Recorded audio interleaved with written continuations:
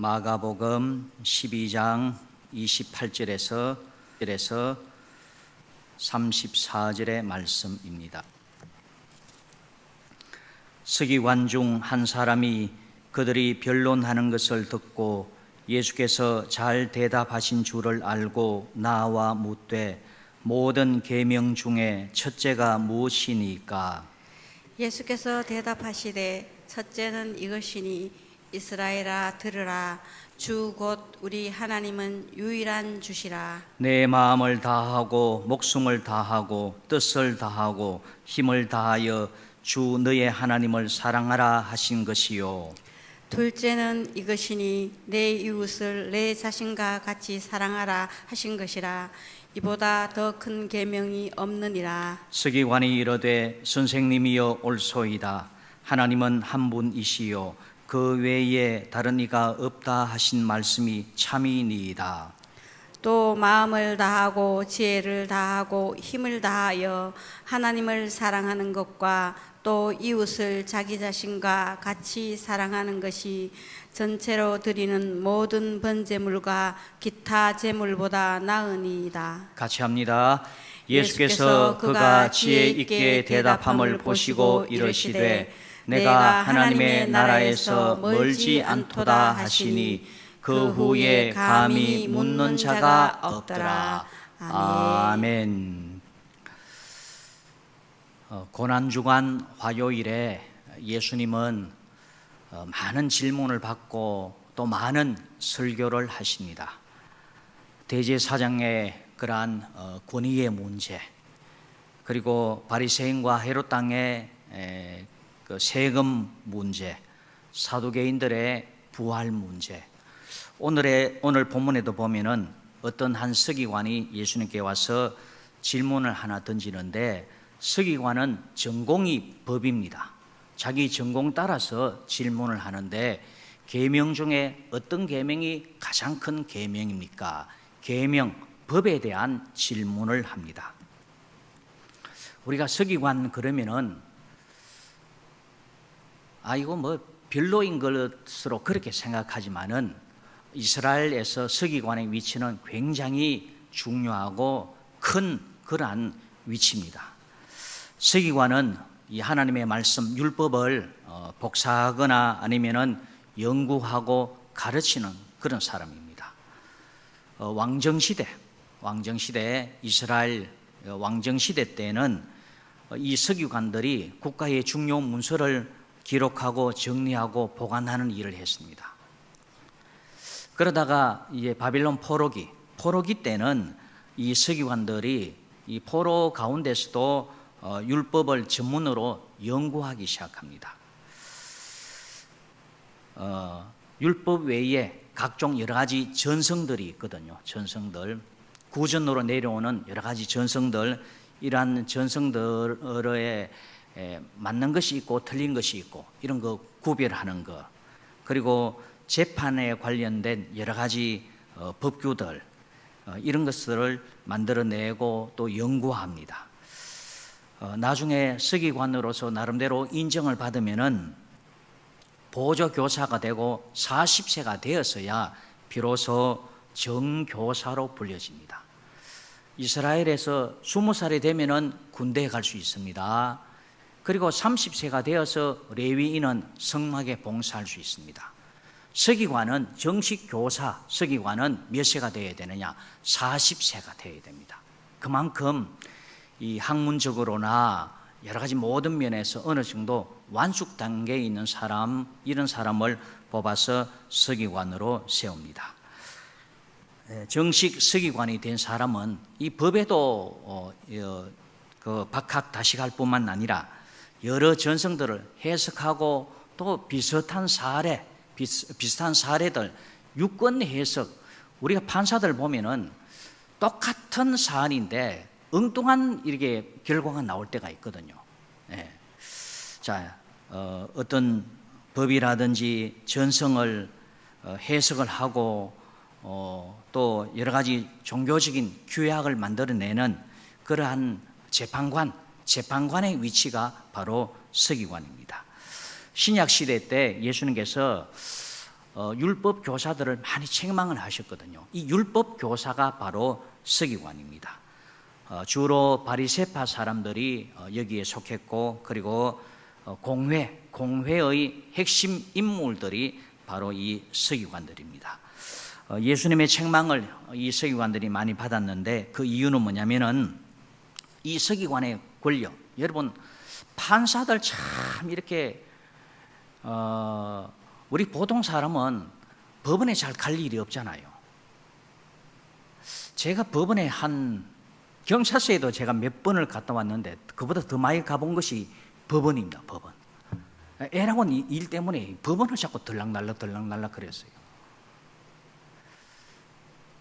몇 차례에 걸쳐서 이렇게 상방 양쪽 다 이렇게 서로 화해를 도모를 시킵니다. 도모를 시키다가 안 되면은 마지막에 그냥 보지도 않아요. 보지도 안 하고 판결을 딱 내리는데, 뭐 서로 보고 뭐 이렇게 텔레비전을 보면 서로 보고 뭐 이렇게 뭐 음악이 꾸짖기도 하고 막 그러잖아요. 근데 그런 거는 제가 봤을 때 아무것도 없어요. 그런 거는 전혀 하지 않고 그냥 이렇게 그냥 줄줄 읽어요. 판결문을 그냥 이렇게 줄 읽고 그냥 이렇게 뒤로 바로 퇴장을 해버려요. 그리고 또 마이크도 잘 안 좋아가지고 귀를 막 갖다 대가지고 어떤 판결이 나나 막 하는데, 판결이 하나만 나는 것이 아니라 열몇 건을 5분 안에 다 판결을 해버려요. 예. 그러니까 자기 거에 해당되는 거는 귀담아 잘 들어야 돼. 이게 우리한테 해당되는 것인지 저 사람한테 해당되는지, 이게 가해자에 해당되는 것인지 피해자에 해당되는 것인지, 이게 잘 안 들으면 몰라요.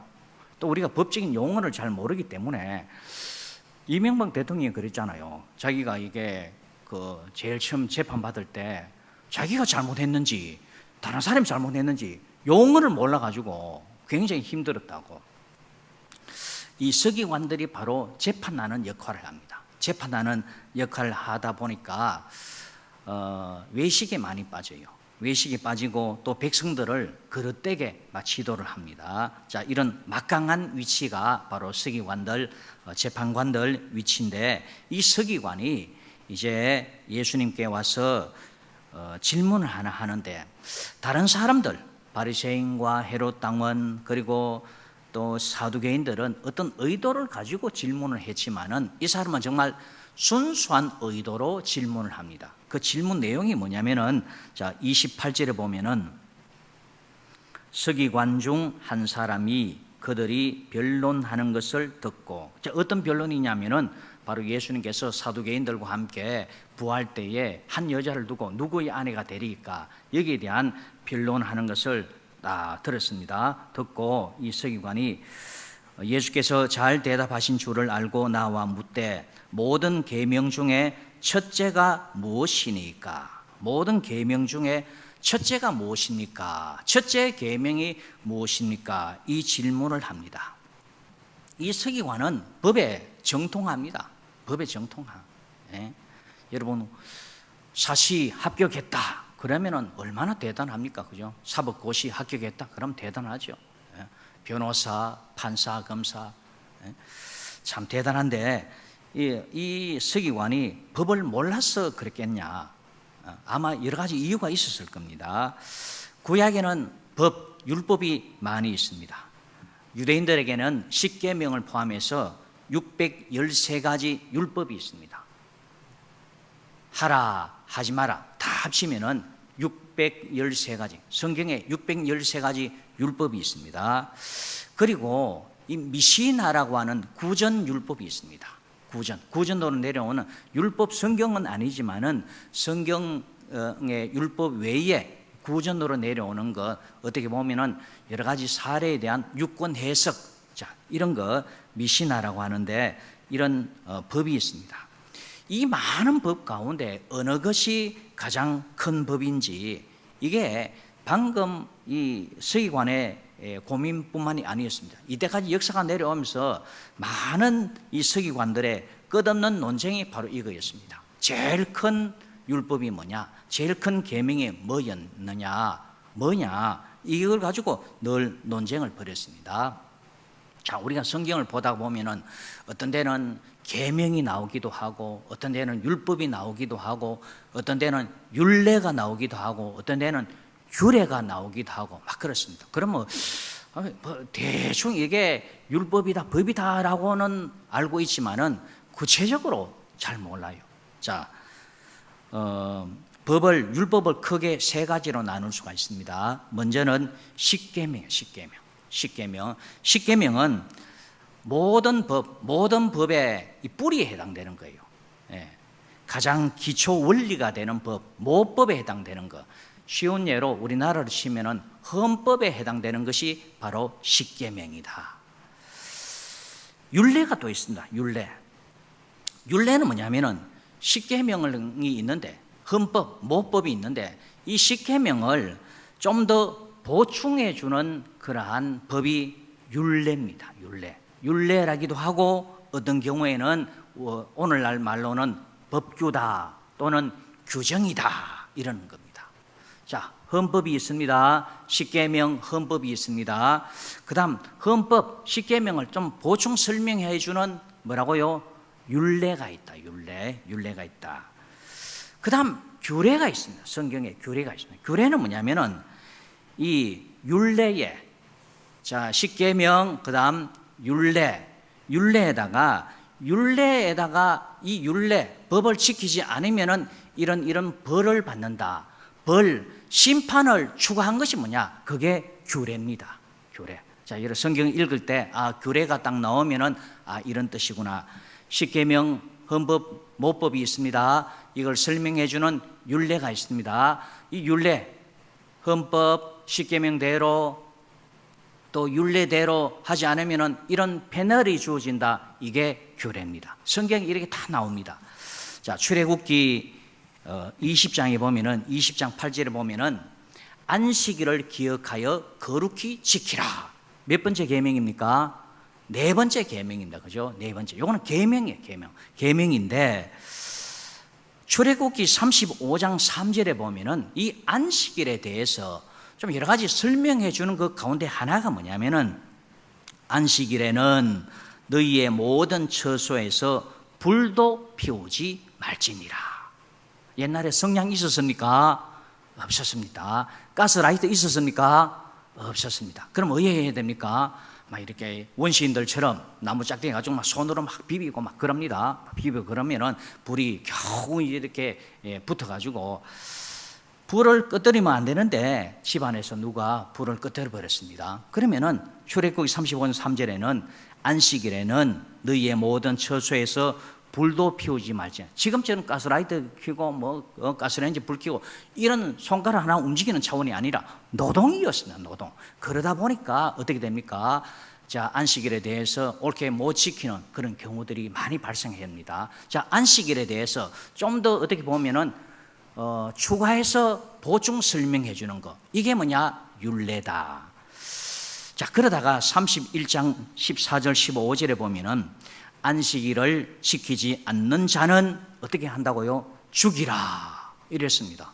끔찍합니다. 여러분, 구약에 태어났으면 구약에 저 이스라엘 땅에 태어났으면 우리 다 죽었을 거라. 예. 안식일을 지키지 않는 자는 죽이라. 이게 뭡니까? 페널이, 벌이 들어갔어요. 요거를 뭐라고 하요? 규례라 그러는 거예요. 규례. 법이 이렇게 많이 있지만은 이걸 세분화하면은 십계명, 헌법, 모법이 있고 이거를 설명해 주는 율례가 있고 이대로 십계명대로 율례대로 하지 않으면은 뭐냐? 페널, 벌이 주어진다. 규례, 십계명, 율례, 규례. 이렇게 법이 전체 법 속에 이렇게 세분화하면 이렇게 나온다는 거예요. 이걸 다 합치면은 총 613가지 법이 있습니다. 자, 여기서 지금 서기관이 이 가운데서 또 이거 외에 또 구전으로 내려오는 여러 가지 전성들, 자, 다 합쳐서 어느 계명이 가장 큰 계명입니까? 이렇게 설명을 합니다. 질문을 합니다. 자, 이 질문에 예수님은 알기 쉽게 설명을 해줍니다. 이 613가지 법을 두 가지로 요약을 하면은 뭐가 나오느냐? 자, 29절을 한번 보십시오. 29절. 예수께서 대답하시되 첫째는 이것이니 이스라엘아 들으라. 주 곧 우리 하나님은 유일한 주시라. 자, 하나님은 유일한 주시다. 자, 하나님 외에는 다른 신이 없다 이 말이고, 좀 더 구체적으로는 성부, 성자, 성령 삼위일체 하나님 외에는 일체 다른 신이 없다 이런 뜻입니다. 할렐루야.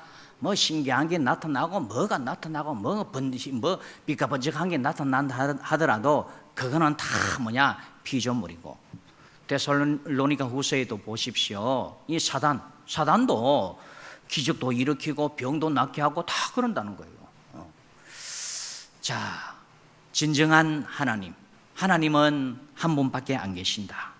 더 구체적으로 성부, 성자, 성령 하나님 외에는, 삼일체 하나님 외에는 다른 신이 없다. 유일한 주시다. 우리가 그렇게 알아야 됩니다. 그러면서 우리가 하나님을 섬길 때는 어떻게 해야 되느냐? 자, 30절을 보십시오. 내 마음을 다하고, 우리 마음을 다해야 됩니다. 하나님께 마음을 다하고 목숨을 다하고 뜻을 다하고 힘을 다하여 주 너의 하나님을 사랑하라 하신 것이요. 자, 613가지 율법을 쭉 이렇게 압축해서 들어가면은 뭐가 나오느냐? 10계명이 나오는 거예요. 규례가 있고 그 다음에 율례가 있고 계명이 있는데, 규례 율례를 다 압축해서 들어가면은 10계명이 나오는데, 이 10계명을 또 쫙 압축해서 들어가면은 1계명부터 4계명까지는 하나님과의 관계, 하나님과의 관계를 예수님은 알기 쉽게 딱 요약해 줍니다. 하나님을 사랑하라. 하나님을 사랑하라. 요 계명, 하나님을 사랑하라 하나로 딱 이렇게 요약을 해 줍니다. 그 다음 5계명이 내 부모를 공경하라잖아요. 내 부모. 5계명부터 마지막 10계명까지는 사람과의 관계입니다. 사람과의 관계. 그걸 또 딱 요약을 해 주시는데, 자, 31절에 둘째는 이것이니 내 이웃을 내 자신과 같이 사랑하라 하신 것이라. 이보다 더 큰 계명이 없느니라. 자, 두 번째는 뭐냐면은 사람과의 관계에서 이웃 사랑하면은 다 그 계명이 사랑 속에 다 들어가 있다 이 말입니다. 여러분, 사랑하면은 남의 물건 도둑질 하겠습니까? 사랑하면은 남 해코지 하겠습니까? 사랑하면은 남 살인하겠습니까? 부모 사랑하는 사람이 불경죄, 불교 저지르겠습니까? 안 저지르잖아요. 사랑하기 때문에 부모님께 효도하고, 사랑하기 때문에 남들과의 대화 속에서도 늘 진실을 말하고, 사랑하기 때문에 참 남의 사유재산도 지켜주는 것이고, 사랑하면은 그 속에 다 들어가는 거예요. 자, 예수님은 10계명, 율법을 하나님 사랑, 이웃 사랑 이렇게 딱 요약을 해주는 거예요. 요약을 해줘. 결국 뭐냐면은 지금 서기관은 아마 자신들 세계에서 이런 일들이 아마 일어났을 겁니다. 여러분, 동양이나 서양이나 어느 조직에서든지요, 목소리 큰 사람이 이깁니다. 맞습니까? 목소리 큰 사람이 이겨요. 네. 그리고 서기관들이 재판을 하는데 이게 전혀 엉뚱한 재판, 상식을 이렇게 배제한 이상한 재판 결과를 간혹 내릴 때가 있습니다. 그러면은 같은 동료 판사들이라든지 국민들이 납득이 되지 않아요. 의아합니다. 의아해요. 그러면은 양심적인 판사들, 서기관들은 뭐가 오느냐? 혼동이 옵니다. 자기가 판사면서도, 재판관이면서도, 서기관이면서도 혼동이 오고, 어떤 경우에는 갈등도 오고, 어떤 경우에는 회의도 오기도 합니다. 아마 이 서기관이 양심이 참 보드라웠고 착한 서기관이 아니었을까. 그래서 그 판결하는 그 세계에서 엉뚱한 판결이 나오기도 하고, 전혀 엉뚱한 사람이 목소리 막 내세워가지고 큰 목소리로 빗대 세워서 막 그러는 거, 그런 속에서 과연 많은 논란 속에서 큰 계명이 무엇일까? 아마 이런 질문을 했는데 이런 여러 가지 문제 속에서 이 서기관이 나름대로 확신을 갖기 위해서 예수님께 이런 질문을 하지 않았나 그렇게 생각이 됩니다. 그래서 예수님은 법이 많이 있지만은 법을 하나로 딱 요약하면은 결국 법의 정신이 뭐냐, 법을 만든 의도가 뭐냐, 그건 사람 사랑하기 위해서다. 사랑 때문에 그렇다는 거야. 사랑 때문에. 사랑하기 때문에 안전장치로 여러분 도로에 선이 왜 꺼여졌습니까? 차선이 막 꺼여졌잖아요. 노랑선이 꺼여져 있고 중간중간에 점선이 꺼여지고 선이 왜 꺼여졌습니까? 우리 생명을 위해서 그런 거 아니겠습니까? 그렇잖아요. 차 운전을 잘해라. 차선 지켜가면서 신호등 지켜가면서 이렇게 할 때 우리 생명이 보존을 받습니다. 법이 왜 있느냐? 그랬을 때 법은 우리를 위해서 있는 거예요. 우리. 결국 뭐냐? 법의 정신, 법의 참된 가르침은 뭐냐? 사랑이에요. 사랑 때문에 이 법이 사랑을 표현하는 그 방식이 법으로 나타난 겁니다. 요한복음 13장 34절에 보면은 이런 말씀이 있습니다. 요한복음 13장 34절에 새 계명을 너희에게 주노니 서로 사랑하라. 내가 너희를 사랑한 것 같이 너희도 서로 사랑하라. 자, 여러분, 사랑하라 이 계명은, 이 말씀은 뭐냐면은 구약에도 이미 있는 말씀입니다. 십계명을 하나로 요약하면 사랑이에요. 사랑인데 예수님께서 새 계명이다 그랬어요. 새 계명. 아니, 알고 보면 헌 계명인데 왜 예수님 새 계명이라 하셨을까? 그 이유는 이렇습니다. 구원받았습니다. 우리가 회개하여 예수님 믿어서 새로운 구원받은 그러한 주 안에서 새로운 피조물입니다. 새로운 피조물인데 이 피조물에게 어떤 계명을 딱 주는 거예요. 새로운 피조물에 계명을 새롭게 딱 던져주는 그 계명 역시 사랑이라는 거예요. 구약과 동일하다는 거예요. 새로운 공동체, 구원받은 새로운 공동체에 던져주는 그러한 계명, 새 계명 역시 사랑이라는 거예요. 사랑. 이 사랑인데, 자, 요한복음 14장 15절에 보면은 너희가 나를 사랑하면 나의 계명을 지키리라. 사랑하기 때문에 여러분 죄 짓습니까? 죄 안 짓잖아요. 사랑하기 때문에 하나님 사랑하는 사람은 하나님의 이름을 망령되이 그렇게 부르지 않습니다. 그죠? 하나님 사랑하기 때문에 정말 두렵고 떨림으로 하나님을 찾고 하나님 사랑하는 사람이 저 우상 숭배하고 그러겠습니까? 그렇지 않죠. 하나님을 사랑하면은 하나님의 말씀, 계명을 다 지켜낸다는 거예요. 서기관의 질문, 서기관이 여러 가지 많은 갈등, 혼돈, 회의 속에서 첫째 계명, 그 첫째 계명이 무엇입니까? 그랬을 때 예수님은 첫째 계명 가르쳐 주면은 둘째 계명, 셋째 계명, 넷째 계명, 저 막내 계명은 아마 소홀히 할 거예요. 우리 인간이 그랬습니다. 그래서 예수님은 이 질문에 대해서 이 계명의 정신이 뭐냐 이걸 답으로 주셨어요. 계명의 정신은 결국 사랑이다. 하나님 사랑하고 사람 사랑하는 것. 이게 뭐냐면은 하나님을 사랑하는 것이고 하나님의 말씀대로 살아가는 것이다. 그것을 가르쳐 주고 있습니다. 자, 자신의 어떤 질문에 대해서 예수님께서 흔쾌히 다 답을 주시니까 서기관도 나름대로 예상은 하고 있었지만은 예수님의 이 답에 대해서 아멘을 하는 겁니다. 자, 32절을 한번 보십시오. 32절. 예수님께서 31절까지 답을 내려주십니다. 답을 내려주시니까 32절에 서기관이 이르되 선생님이여 옳소이다. 하나님은 한 분이시요 그 외에 다른 이가 없다 하신 말씀이 참이니이다. 또 마음을 다하고 지혜를 다하고 힘을 다하여 하나님을 사랑하는 것과 또 이웃을 자기 자신과 같이 사랑하는 것이 전체로 드리는 모든 번제물과 기타 제물보다 나으니이다. 여기 이제 번제물, 기타 제물, 제사입니다. 제사보다 더 낫다. 제사는 결국 뭡니까? 우리 신앙의 표현이고 사랑의 표현 방식이 뭐냐? 그게 제사고, 그게 찬양이고 하나님을 송축하는 거. 이거 아니겠습니까? 자, 하나님을 섬긴다고 제사 드리는 사람, 그 사람들 가운데는 이런 사람이 있어요. 하나님의 사랑, 하나님에 대한 사랑, 사람에 대한 사랑은 눈꽃만큼도 없어. 그런데 제사 지내면은 그걸로 다 끝나는 거야, 이렇게 생각하는 사람들도 많이 있었습니다. 그래서 아모스라든지 또 구약의 많은 성경에서 이 마음 없는 제사를 하나님께서 책망하셨습니다. 아모스 그렇고 이사야 그렇고 미가 그렇고 다 마음 없는 제사를 책망하셨습니다.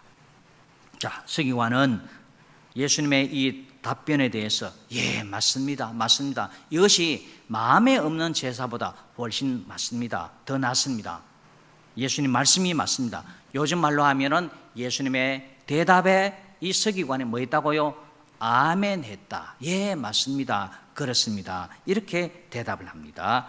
이렇게 또 고백을 합니다.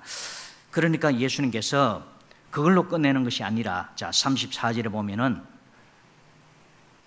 축복을 합니다. 예수께서 그가 지혜 있게 대답함을 보시고 이르시되 내가 하나님의 나라에서 멀지 않도다 하시니 그 후에 감히 묻는 자가 없더라. 여기 보면은 내가, 서기관 너가 하나님의 나라가 뭐죠? 천국이죠, 천국. 하나님의 나라에서 멀지 않도다. 이 말씀은 뭐냐면은 너 천국으로 이끌림을 받는다, 이런 뜻입니다. 너 천국으로 이끌림을 받는다. 너 천국으로 들어갈 수가 있다. 그리고 너 이 땅에서 살면서 천국의 은혜를 받을 수 있다. 너 이 땅에 살면서 천국의 은혜를 누리면서 살아갈 수가 있다. 이 축복을 하시는 겁니다. 결국 뭐냐? 누가 천국을 맛보며 살아가느냐? 누가 천국을 맛보며 살아가느냐? 우리가 죽어서 저 천국에 들어가기도 하지만은 이 땅에서 천국을 맛을 봐야 돼요. 천국을 맛보는 사람이 결국 누구냐? 그것은 하나님을 사랑하는 사람, 사람을 사랑하는 사람. 사랑하는 사람이 뭐냐? 천국을 맛보며 살아갈 수가 있다. 할렐루야. 그렇기 때문에 서기관의 첫째 계명 뭡니까? 예수님은 법의 정신이 뭐냐? 사랑이다. 이 사랑으로 살아갈 때에 우리가 하루하루가 천국이 될 수가 있다. 이 천국 백성으로 우리가 살아갈 수 있기를 주님의 이름으로 축원합니다.